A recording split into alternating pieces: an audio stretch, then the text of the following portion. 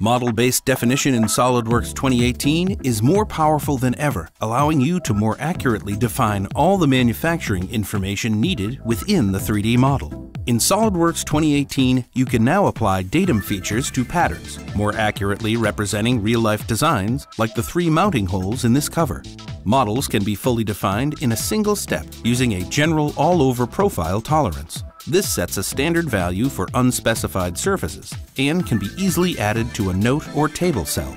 You can now import parts with 3D annotations from other CAD systems such as Creo, Siemens NX, and CATIA, as well as STEP AP242. Exporting 3D annotations to STEP AP242 is also now fully supported, enabling third-party applications to reuse the intelligent annotations generated in SOLIDWORKS MBD. Model-based definition helps companies get products through production faster. MBD in SOLIDWORKS 2018 makes it easy to implement into your design-to-manufacture process.